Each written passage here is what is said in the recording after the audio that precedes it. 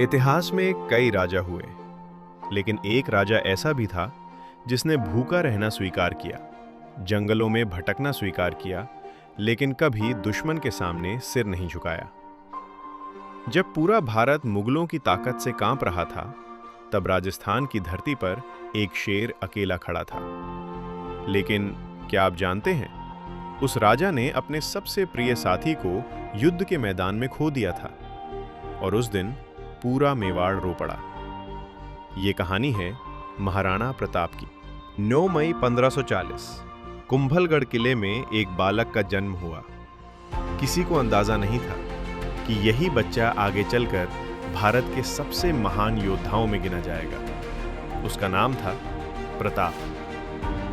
बचपन से ही प्रताप बाकी बच्चों जैसे नहीं थे। जहां दूसरे राजकुमार महलों में खेलते थे, वहीं प्रताप घंटों तलवार चलाना सीखते थे। घुड़सवारी, तीरंदाजी, भाले का अभ्यास, युद्ध ही उनका जीवन था। कहा जाता है कि कम उम्र में ही वो इतनी भारी तलवार उठाते थे जिसे साधारण सैनिक भी नहीं उठा पाते थे। लेकिन प्रताप की जिंदगी में जल्द ही एक ऐसा तूफान आने वाला था जो सब कुछ बदल देता, क्योंकि दिल्ली का एक बादशाह अब मेवाड़ की तरफ बढ़ रहा था। दिल्ली में बैठा अकबर धीरे धीरे पूरे भारत पर कब्जा कर रहा था। एक एक करके कई राजाओं ने उसके सामने घुटने टेक दिए, लेकिन मेवाड़ अब भी स्वतंत्र था। अकबर जानता था, जब तक महाराणा प्रताप नहीं झुकेंगे, तब तक पूरा भारत उसके अधीन नहीं होगा। उसने दोस्ती का प्रस्ताव भेजा, संदेश भेजा। अगर प्रताप झुक जाएं, तो उन्हें सम्मान मिलेगा। लेकिन जवाब सुनकर अकबर का चेहरा गुस्से से लाल हो गया। महाराणा प्रताप ने कहा, राजपूत मर सकता है, लेकिन झुक नहीं सकता। और बस यहीं से शुरू हुआ इतिहास का सबसे खतरनाक युद्ध। 18 जून 1576 हल्दी घाटी की धरती घोड़ों की टापों से कांप रही थी। एक तरफ अकबर की विशाल सेना, दूसरी तरफ महाराणा प्रताप और उनके कुछ हजार वीर सैनिक। लेकिन प्रताप के पास कुछ ऐसा था जो मुगलों के पास नहीं था, देशभक्ति। युद्ध शुरू हुआ, तलवारें टकराईं, तीर बरसने लगे। चारों तरफ सिर्फ धूल, खून और चीखें थी। महाराणा प्रताप अपने प्रिय घोड़े चेतक पर सवार थे। चेतक बिजली की तरह दौड़ रहा था।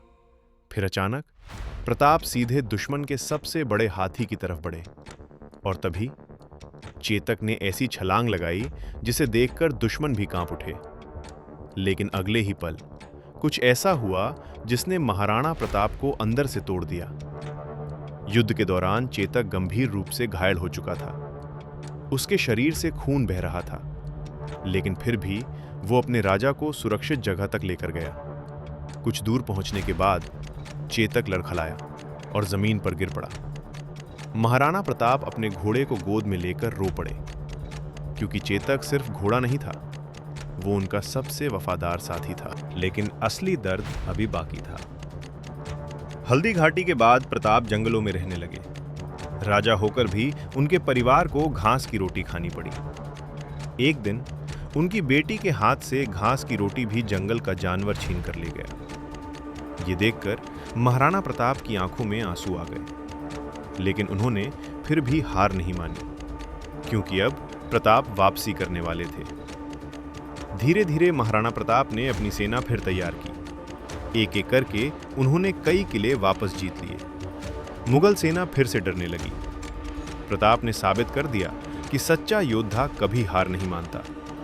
1597 में महाराणा प्रताप इस दुनिया को छोड़ गए, लेकिन उनका साहस आज भी अमर है। उन्होंने दुनिया को सिखाया, सम्मान के लिए संघर्ष करना पड़े तो कभी पीछे मत हटो। अगर आप भी इस महान योद्धा का सम्मान करते हैं, तो वीडियो को लाइक करें और चैनल को सब्सक्राइब जरूर करें।